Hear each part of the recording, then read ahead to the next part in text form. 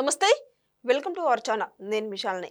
3 రోజులు మాజీ ముఖ్యమంత్రి జగన్మోహన్ రెడ్డి పులివెందులో పర్యటించనున్నారు. మరి ముఖ్యంగా అరటి రైతుల్ని పరామర్శించడానికి వెళ్తున్నారు. అయితే కూటమి ప్రభుత్వం రైతుల మీద తీవ్రంగా ఇబ్బంది పెడుతున్నారు అని చెప్పి జగన్మోహన్ రెడ్డి పర్యటన కొనసాగిస్తున్నారు. దీని మీద పూర్తిగా విశ్లేషించడానికి మనతో స్టూడియోలో ఉన్నారు senior journalist doctor Kanakadurga Vadlamani గారు ఉన్నారు.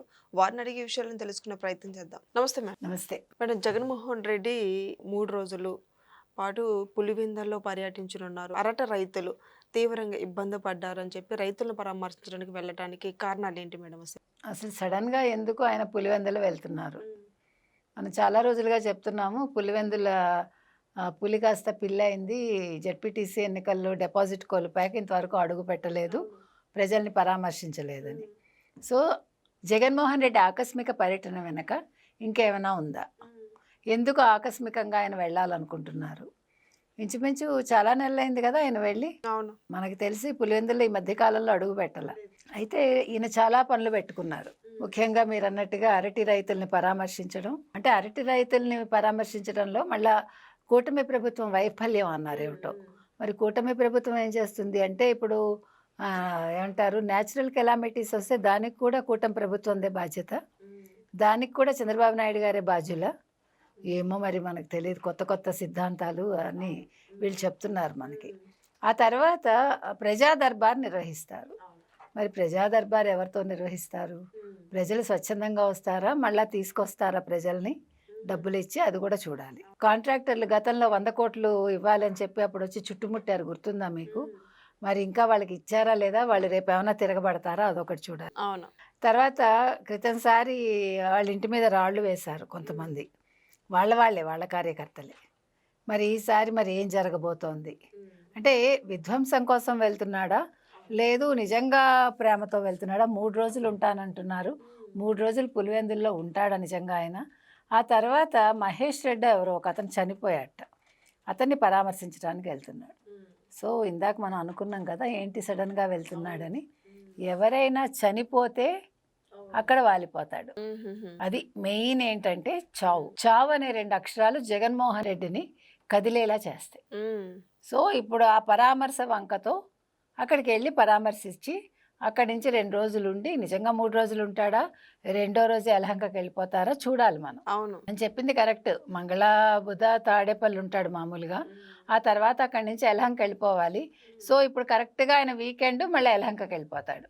వెళ్తే శుక్రవారం కూడా వెళ్ళిపోవచ్చు, బుధవారం వెళ్తున్నారు కాబట్టి గురువారం ఉండి శుక్రవారం వెళ్తారు, లేదా గురువారం వెళ్ళిపోతారో చూడాలి. అది కూడా అంటే వీకెండ్ మొత్తానికి యలహంకలో ఉండాలి. అవును, ఆయన పాపం విశ్రాంతి తీసుకోవాలి, అలసిపోతారు కదా, ఈ 4 రోజులు కష్టపడి అలసిపోతాడు కదా ఆయన. అవును, అందుకోసం సో మొత్తం మీద ఆయన పర్యటన ఏ రకంగా ఉంటుందో చూడాలి. మేడం, అమరావతి రైతులు తీవ్రంగా ఇబ్బంది పడుతున్నారు, వాళ్ళు రోడ్డు మీదకి ఎక్కారు అని జగన్మోహన్ రెడ్డి వ్యాఖ్యలు చేస్తున్నారు. ఏమండి, ఎవరు ఎక్కడికి ఎక్కారు ఎవరు ఎక్కలేదు అది ప్రభుత్వం చూసుకుంటుంది.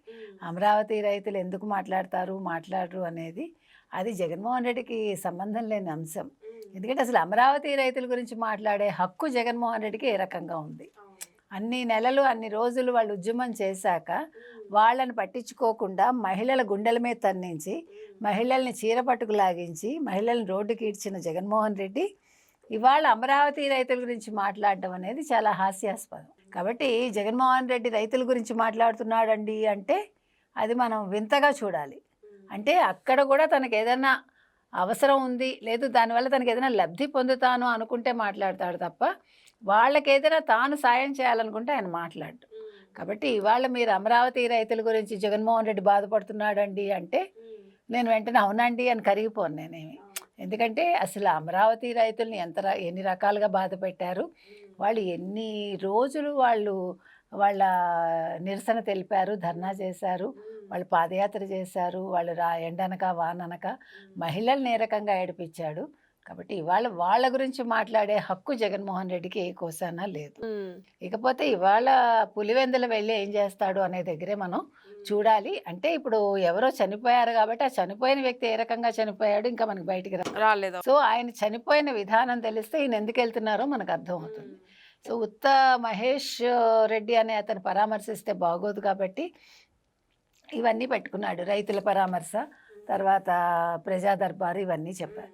అసలు ప్రజా దర్బార్ అంటే ఏంటి, ప్రజలు వస్తారా రారా, అసలు ఎవరు వచ్చిన వాళ్ళు అనేది మనం 26న మాట్లాడుకోవాలి. మన ప్రజల నుంచి ఈలోపు ఏం స్పందన వస్తుందంటే ఏం చెప్తారు మేడం? జగన్మోహన్ రెడ్డి వస్తున్నారు పులివెందులకనండి. అసలు పులివెందుల ప్రజలు జగన్మోహన్ రెడ్డిని వద్దనుకున్నారు కదండి, ఇంకా మళ్ళా వాళ్ళ స్పందనే ఉంటుంది. ప్రజా దర్బార్ అంటే ఏ ప్రజలు వస్తారు? ఇప్పుడు పులివెందుల ప్రజలు జగన్మోహన్ రెడ్డిని కావాలనుకుంటే జెడ్పీటీసీ ఎన్నికల్లో ఆయన గెలిపించేవాళ్ళు కదా వైసీపీని. వైసీపీని వద్దనుకునే వాళ్ళు తెలుగుదేశాన్ని గెలిపించుకున్నారు. కాబట్టి ఇవాళ తెలుగుదేశం గురించి మనం మాట్లాడాలి తప్ప వైసీపీ గురించి మాట్లాడక్కర్లే. జగన్మోహన్ రెడ్డి గురించి మాట్లాడచ్చు అంతే తప్ప జగన్మోహన్ రెడ్డి పార్టీ అక్కడ ఏం చేస్తుంది ఏం చేయదు అవసరం లేదు. ఎందుకంటే ఆ పార్టీ వద్దని ప్రజలే అనుకున్నారు. కాబట్టి ఎల్లుండి వచ్చేది ప్రజల, వీళ్ళు తెచ్చుకున్న మనుషుల అనేది ఎల్లుండి తేలుతుంది. Thank you madam. Thank you.